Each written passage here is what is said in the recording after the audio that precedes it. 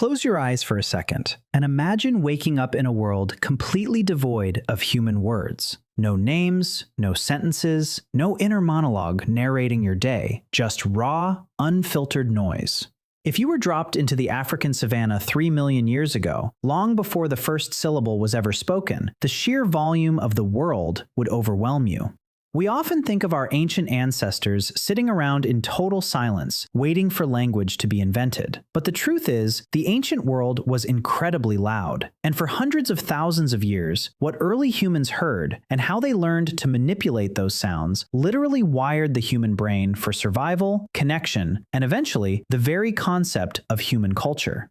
You don't need a single word to communicate, but you absolutely need sound. Today, we treat sound as a luxury or a distraction. We use it for entertainment. We listen to podcasts on our commute. We chat with friends over coffee. We blast music in our headphones to drown out the noise of the city. But back then, sound was the most critical data stream in existence. It was the razor-thin line between eating and being eaten. Every single snap of a dry branch, the rustle of tall grass, the specific pitch of a bird suddenly taking flight. Our ancestors were the ultimate acoustic engineers of their environment. They had to be. Their ears were intensely tuned to pick up the low-frequency rumble of a distant storm or the stealthy footfall of a predator stalking them through the brush. Before we dominated the food chain, we were firmly on the menu, and prey survives by listening. In fact, the most terrifying sound to an ancient human wasn't a roar, it was total silence. When the forest suddenly went quiet, it meant danger was already looking right at you. But humans are uniquely social creatures. We survived because we stuck together in groups. So how do you organize a group of scared, vulnerable apes without a single word of language? You rely on a completely different auditory toolkit.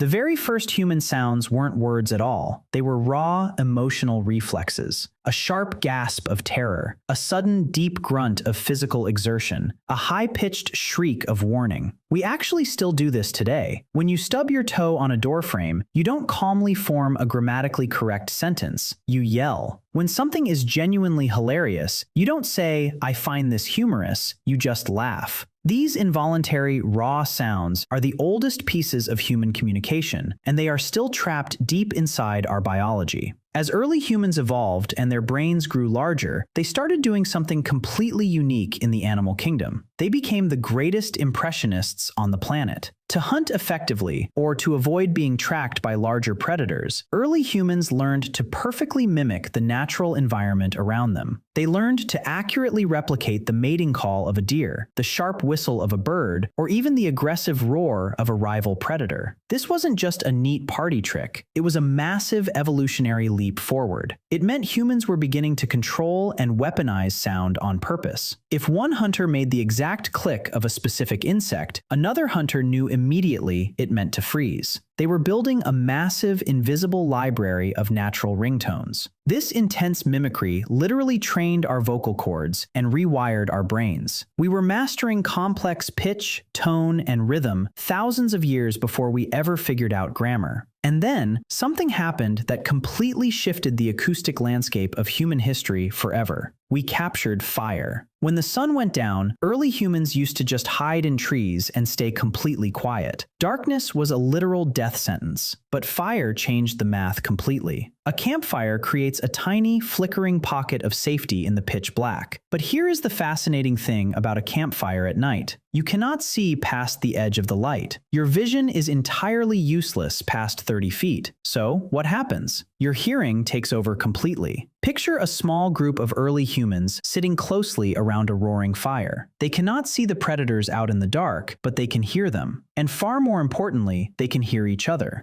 This is where the magic of human connection happened. The rhythmic crackle and pop of burning wood became the baseline track of human evolution. Sitting in that warm circle, early humans started making deliberate sounds just to bond. The repetitive clack, clack, clack of hitting stones together to make tools turned into the very first beats. Someone hums a low, resonant note to soothe a crying baby. Someone else matches that exact pitch. They start chanting together. Before we ever traded complex ideas or told stories, we traded rhythms. Anthropologists and neuroscientists now believe that music actually predates language. We sang together long before we ever spoke to each other. This shared acoustic space around the fire built incredibly deep psychological trust. When you synchronize your sounds and rhythms with a group of people, your breathing and heart rates actually align. It floods the brain with oxytocin. It binds you together as a completely unified tribe. The sounds of cracking sticks, rhythmic chanting, and shared laughter in the total darkness paved the way for the complex brain wiring needed for actual spoken language. The evolutionary leap from mimicking a bird to actually naming a bird is massive, but it started with those communal sounds in the dark. So the next time you feel a weird, primal comfort listening to heavy rain hit a roof, or a campfire crackling, or the heavy, thumping bass of a song at a live concert, realize that your body is just remembering. You are hearing the exact same echoes that kept your ancestors alive and connected for hundreds of thousands of years. The world before words wasn't quiet at all. It was a beautiful, chaotic symphony of survival.